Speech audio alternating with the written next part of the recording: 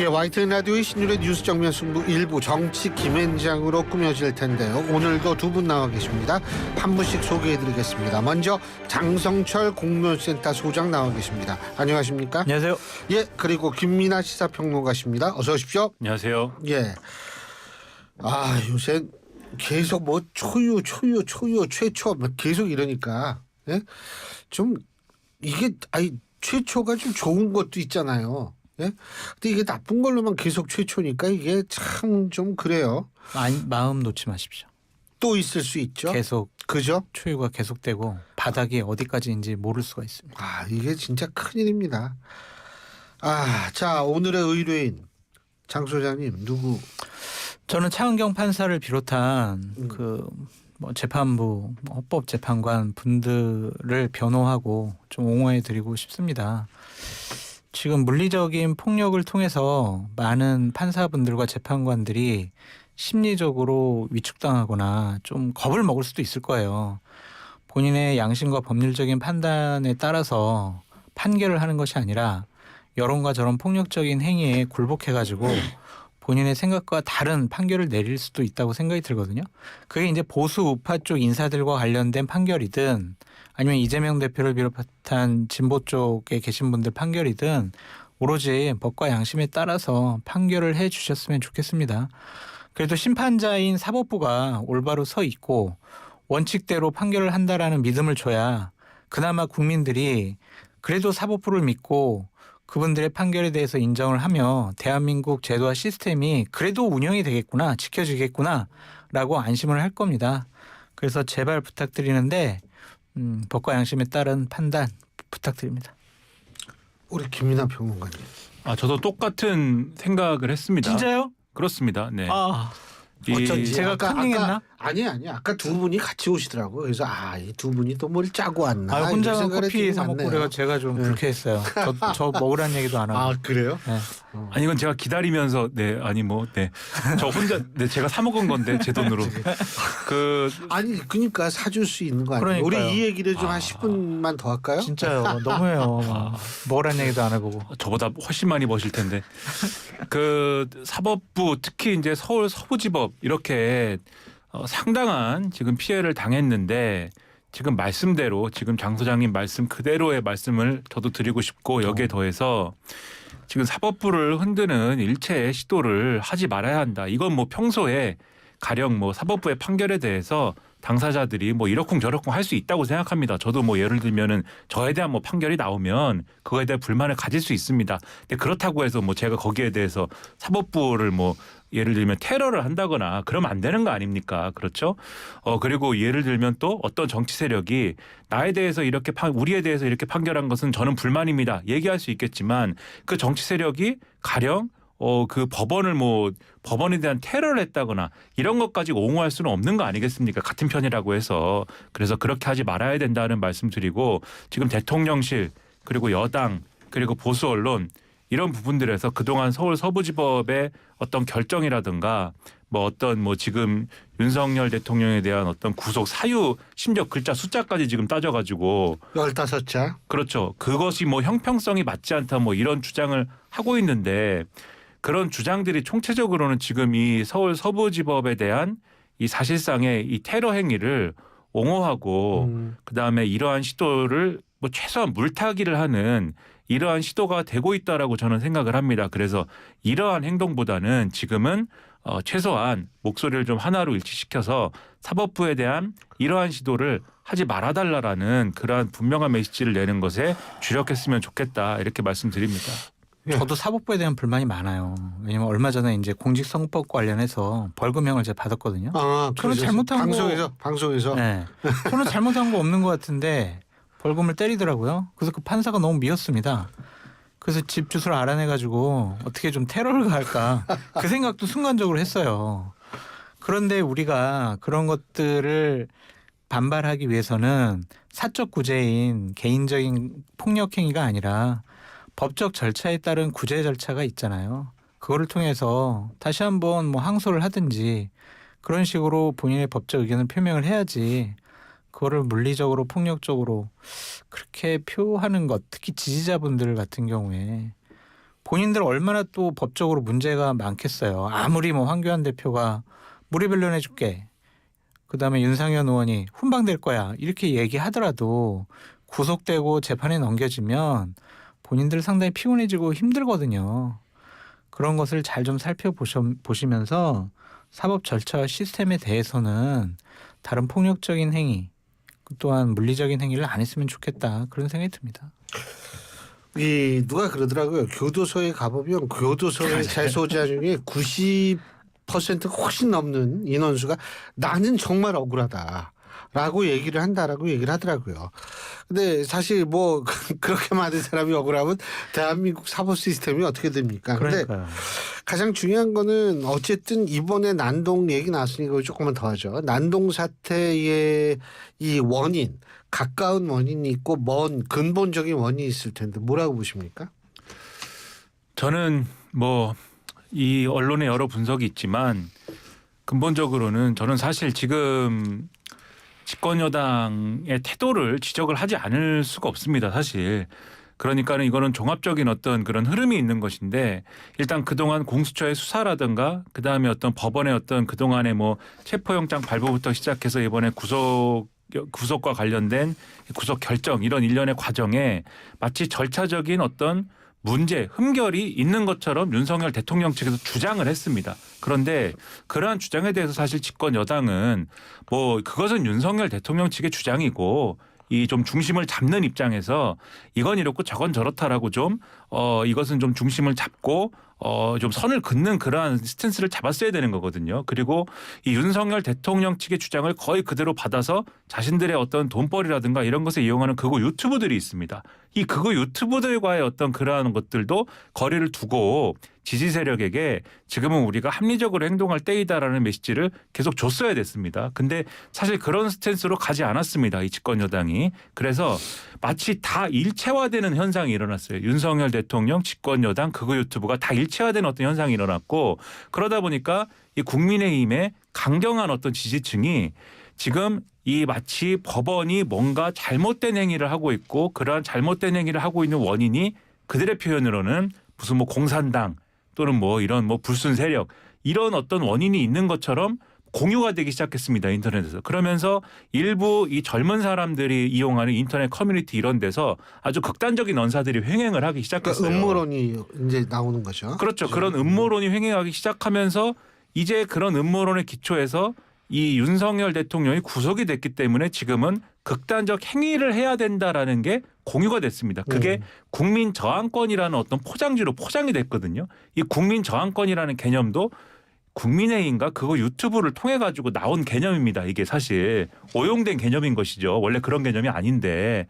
그래서 그러면서 사실은 이 행위가 과격해지고 결국은 이 법원에 대한 테러로 이어진 측면이 있기 때문에 사실은 이런 일련의 과정에서 집권 여당의 책임이 상당히 컸다라고 저는 생각을 하고요. 이거를 극복하지 않으면은 이 상황을 집권 여당이 중간에서 딱 끊고 정리해 주지 않으면은 이 상황을 걷잡을 수 없는 상황으로 앞으로 이 대선도 있고 이렇기 때문에 걷잡을 수 없는 상황으로 갈 수밖에 없는데 지금 이걸 끊으려는 의지가 지금 전혀 보이지 않아서 상당히 이 걱정이 크다. 저는 그렇게 말씀드리겠습니다.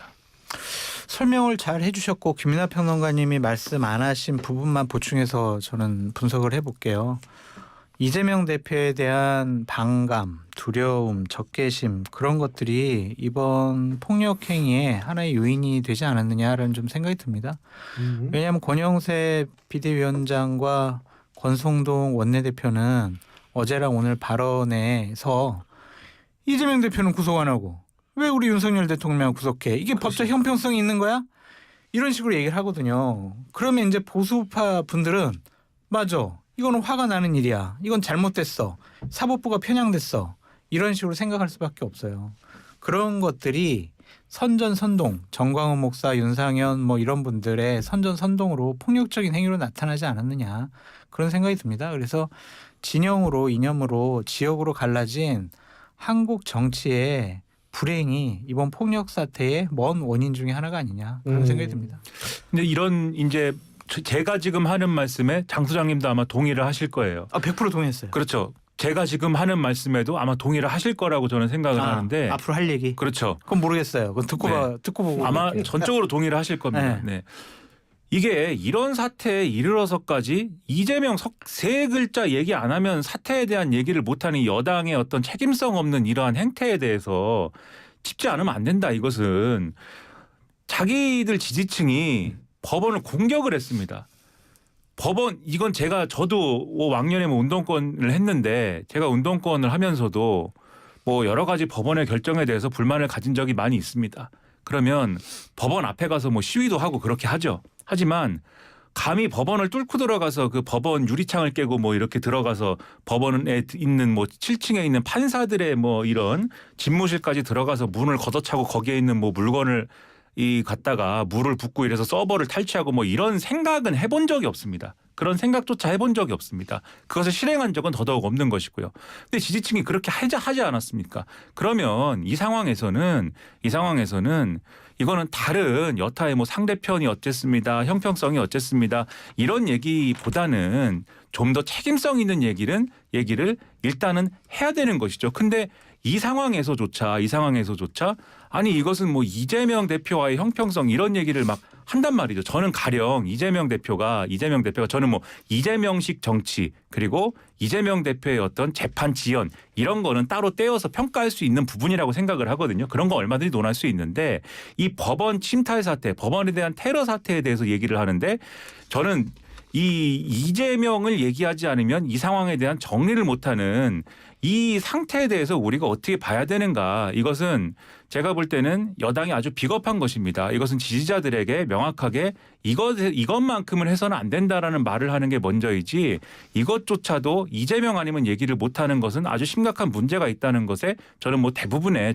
평론가 분들이랄지 또 우리 장 소장님도 상당히 동의를 하실 것이다. 저는 그런 생각을 하는 거예요. 저렇게 동의와 동조를 강요하는 김이나 평론가에 대해서 강요는 하지 않았어요. 네. 전 강요라 들었는데. 저도 강요를 들었어요. 강요하지 않습니다. 저. 이상하네. 제가 생각을 얘기했습니다. 제가 동의를 표하지 않으면 상당히 이상한 사람으로 인식이 되게 빌드업을 하셔가지고 동의합니다. 아닙니다. 김이나 평론가님 말씀에 동의를 하고요. 어떠한 논리로도 사법부를 향한 저 테러 같은 폭력적인 행위는 용서받을 수 없어요. 그거 사실 우리가 꼭 짚고 넘어가야 될 게 단순하게 구속이 됐다 안 됐다만 보지 말고 그 왜 구속의 사안 그러니까 그 혐의점이 무엇인가도 함께 생각을 해야 되는데 유감스럽게도 이 여당 측은 그 얘기가 쏙 빠졌어요. 우리 예를 하나 들어봅시다. 지금 연합뉴스에서 나온 건데요. 지난 10일 경호처 부장단과 윤석열 대통령의 오찬에서 윤석열 대통령이 총 쏠 수 없나? 이렇게 얘기를 했다는 거예요. 체포 전에. 지금 그게 지금 각 언론을 통해서 다 지금 보도가 되고 있어요. 네. 예를 들면 이 단어, 이 문장이 경찰이 그런 진술을 지금 확보했다는 건데. 그렇죠.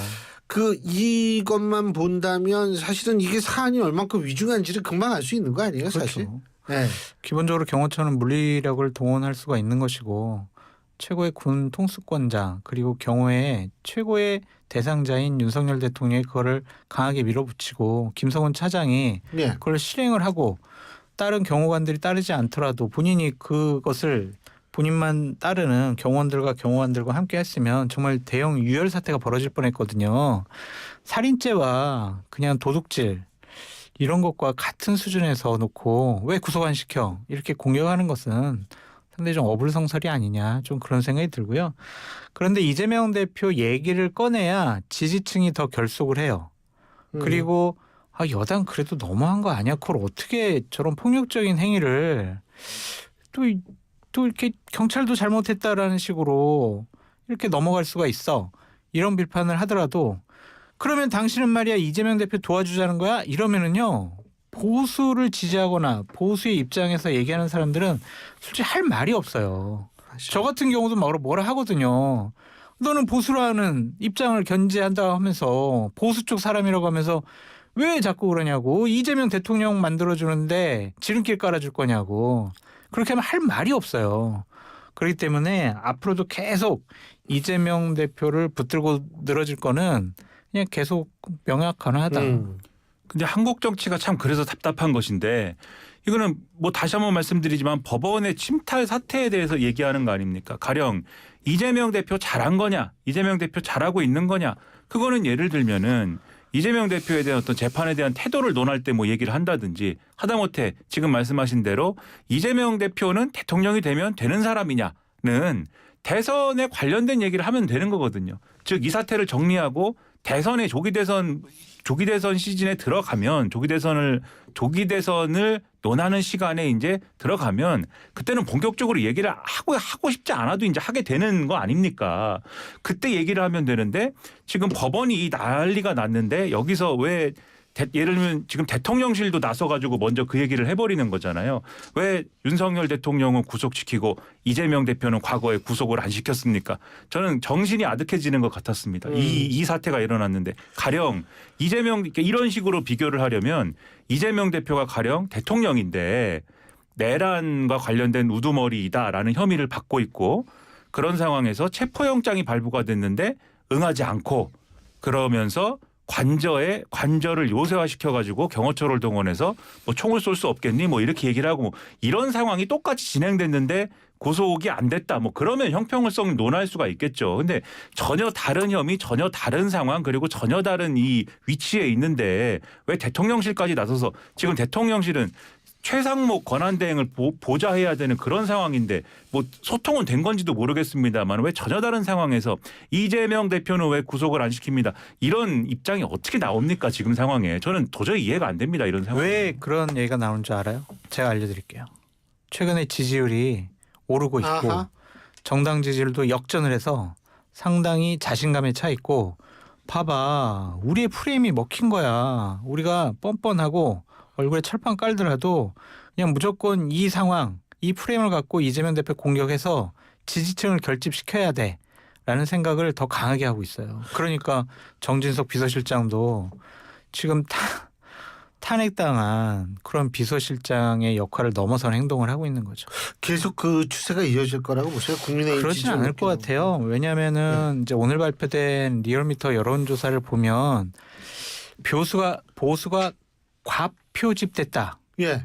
라고 보고 해석하는 것은 좀 무리가 있다고 생각이 드는데 다른 말로 표현을 하면 보수 지지층, 국민의힘 지지층이 여론조사에 진보나 민주당 지지층보다 훨씬 더 적극적으로 응답을 하고 있다. 반응을 민감하게 하고 있다. 예. 그렇게 볼 수밖에 없는 것 같아요. 그렇다면 이것이 나중에 민주당이 선거날에 아이고 민주당 지지층들이 내 이재명 대표 별로 마음에도 안 들고 그냥 뭐 더 나라를 혼란스럽게 할 수 있을 것 같아서 내가 진보 지지층이지만 그냥 민주당 안 찍으러 갈래. 그렇게 소극적인 투표 행위로 나타날지 국민의힘이나 보수층 지지층이 야 무조건 정권 지켜야 되면서 대규모로 투표장에 나갈지 그건 알 수가 없지만 현재 여러 가지 수치를 보면 민주당이 그렇게 이 비상계엄 선포 실패 이후에 제대로 된 대응과 판단과 조치를 하지 못했다라고도 판단할 수가 있을 것 같아요. 그리고요. 또 한 가지는 뭐냐면 윤 대통령 계속 지금 공수처 조사는 거부하고 있어요. 어떻게 보십니까? 그러니까 공수처의 조사를 이제 거부하는 그러한 이제 상황 계속 이어지고 있는데 저는 윤석열 대통령이 그래도 뭐 대한민국의 지도자로서 2년 반 이상을 있었던 거 아닙니까? 그리고 현재도 사실 직무가 정지됐을 뿐이지 현직 대통령으로서 있는 상황 아닙니까? 지금까지 수사기관의 어떤 이 공수처의 어떤 수사권이랄지 그리고 법원의 뭐 여러 가지 이 뭐 관할 그다음에 뭐 체포영장 이런 것들의 뭐 효력과 어떤 뭐 정당성을 계속해서 부인해 왔는데 뭐 어느 언론 표현을 보니까 뭐 11전 11패다 뭐 이런 표현도 쓰던데 지금까지 모든 주장이 다 법원에 의해서 인정되지 않은 거지 않습니까? 그렇다고 하면은 이제라도 수사에 좀 응하고 이제라도 좀 지도자다운 그러한 모습으로 돌아와서 이제는 좀 책임을 좀 지는 모습을 보여줘야 되지 않나 이런 생각이 듭니다. 그런데 그건 이제 저의 바람인 것이고 윤석열 대통령 측의 계산은 전혀 이제 아직도 다른 거겠죠. 아까 말씀대로 여론조사상에 지지율도 이렇게 올랐다. 이 윤석열 이 언론 보도에 의한 것입니다만 윤석열 대통령이 지금 체포되기 직전에 이 국회의원들에게 그랬다는 거 아닙니까? 지금 지지율도 많이 오르고 2030들의 어떤 분위기 이런 것들도 이제 좀 달라지고 있고 정권 재창출도 가능할 것 같다. 난 미랄이 되겠다. 이렇게 얘기했다는 거 아닙니까? 보도에 의한 것입니다만은 뭐 사실 확인이 뭐 더 이제 엄밀하게 돼야겠습니다만은 그런 분위기라고 하면은 여전히 이런 어떤 이 모든 어떤 여러 가지 법적 쟁점에 해당하는 어떤 주장들을 동원해서 이 모든 정당성을 부인하는 그런 방식으로 갈 것이기 때문에 결국 공수처가 오늘도 이런 식으로 가면은 강제 구인하는 방식으로 조사를 강제로 할 상황도 있을 수 있다라는 것까지도 얘기하는 거 아닙니까? 그리고 이렇게 가면 결국은 검찰로 사건은 넘어가야 될 텐데 일정 기간 이후에는 검찰로 넘기기로 한 거 아닙니까? 공수처가. 그럼 검찰 조사에는 또 응하는 것인지 이것도 의문인 것이고요. 앞으로 뭐 재판 일정도 있고 이럴 텐데 여러 가지로 계속해서 뭐 이런 방식으로 갈지는 상당히 의문인 건데 이런 식으로 해서 과연 이제 대한민국이라는 사회 공동체가 뭘 남기는 것입니까? 분열과 뭐 계속 법원의 어떤 태도가 마음에 안 들면 이렇게 때려 부시는 어떤 그러한 어떤 극우 지지자들과 그리고 뭐 앞으로도 법치를 훼손하는 그런 어떤 증거만 남기는 것입니까? 그래서 매우 우려가 되고 여러 가지로 안타깝다는 생각이 듭니다. 예. 최악의 대통령의 모습을 보이고 있다라고 말씀드리고 싶어요. 역대 대통령들 보면 경제를 망가뜨린 대통령도 있었고요. 꼭 국가와 국민을 위해서 해야 될 일을 안 하거나 못한 대통령도 있었거든요. 근데 윤석열 대통령은 무슨 범죄를 저지르고 있냐면 대한민국의 제도와 시스템 자체를 인정 안 하려고 해요. 그것이 대통령으로서 최악의 모습이 아니냐 그런 생각이 좀 듭니다. 비상계엄 실패 이후에 보여왔던 행동과 메시지 그다음에 여러 가지 판단들 이런 것들을 보면 철저하게 대한민국이 해방 이후에 지켜오고 만들어왔던 시스템 자체를 무너뜨리려고 하고 있거든요. 이거 시스템 무너지면 대한민국은 유지될 수가 없어요. 사법 시스템을 폭력적인 저런 행동들로 무너뜨린다면 이거는 내란을 넘어서 내전의 상황이 되는 거고 야만의 시대로 가는 거잖아요. 그런 것들에 대해서 즐기는 듯한 모습 보이고 본인이 계속 그런 지지자들을 선전선동하고 싸우자고 계속 하고 있고 그런 모습 보이는 거 보고 저는 역대 최악의 대통령이 아니냐 그런 생각이 듭니다. 그리고 특히 보수 정치 세력 입장에서 거듭 말씀드립니다만 지금 이재명 대표 타령할 때가 아닙니다. 이거는 타령은 해야죠. 윤석열 그렇지가 않아요. 제가 볼 때는 윤석열 대통령의 이 부정선거론부터 정리하지 않으면 안 돼요. 제가 볼 때는 이 지난 김종인 비대위 그리고 이준석 대표 시절에 제가 볼 때는 최대 업적 중에 하나가 부정선거론을 보수에서 소수파화한 것이 제가 볼 때는 최대 업적 중에 하나였습니다. 그때는 이준석 대표 당시 이준석 대표 뭐 지금은 다른 당이지만은 그리고 그 당도 뭐 별로 좋은 일은 지금 뭐 일어나지 않고 있습니다만은 어쨌든 그 당시에 어쨌든 뭔가 보수가 변화해야 된다 뭐 이런 취지에서 이준석 대표가 지금도 뭐 마찬가지 스탠스지만은 부정선거론과 관련돼서는 가장 정확하게 그리고 가장 강하게 가장 단호하게 선을 그은 그런 스탠스를 보였습니다. 그래서 그때만 해도 제 기억에 이준석 대표를 지지했던 소위 2030 보수 유권자들이 그래 부정선거론이라고 하는 거는 소위 뭐 이 고령층 중에 극우 유튜브에 빠져 있는 아주 일부 극히 일부의 요 지지층이 좀 비합리적으로 생각하는 그런 이슈야라고 생각을 하면서 이 부정선거론만큼은 우리가 믿지 말자 이런 분위기가 형성이 돼 있었거든요. 그런 단계로 갔었습니다. 그런데 윤석열 대통령이 지금 거의 공식적인 어떠한 그런 이 입장 표명을 통해서 부정선거론을 몇 차례에 걸쳐서 이제 공식적으로 이제 공개적으로 이것은 근거가 있는 것이라고 입장 표명을 했어요. 그리고 지금 법원을 습격하고 이런 이 극우 시위대라고 이제 언론이 통칭하는 이 시위대의 앞장선 게 지금 이 일부 2030층이다. 이렇게 지금 분석을 하고 있는데 이분들이 또 커뮤니티나 이런 데서 부정선거를 또 얘기를 막 이제는 해요. 그리고 오늘도 보도를 보니까 일부 법원 내에 일부 뭐 누가 판사가 뭐 부정선거와 관련돼서는 한번 우리가 짚어봐야 된다 뭐 이런 얘기를 하기 시작하고 또 어떤 검사가 또 내부 게시판에다가 부정선거는 대통령이 저렇게 얘기할 정도면 우리가 수사를 해봐야 되지 않을까요? 이게 부정선거론이 지금 어떤 메이저 이슈인 메이저 아젠다인 것처럼 막 올라오기 시작합니다. 이 보수 아젠다의 중심축으로 끌어올린 게 지금 윤석열 대통령이 지금 한 일인데 보수 정치의 핵심들이 이거에 대해서 지금 선을 긋고 지금 정리하지 않으면 이 함정에 빠져가지고 앞으로 상당 기간 빠져나오지 못할 거거든요. 그러면 앞으로 어떻게 대한민국에서 보수 정치가 선거를 제대로 치르고 이 난국을 헤쳐나가겠습니까? 그래서 이걸 정리하지 않으면 안 된다. 예, 자, 이 정치 김현장 1부 순서는 여기서 줄이고요. 2부에서 계속 얘기 이어가겠습니다.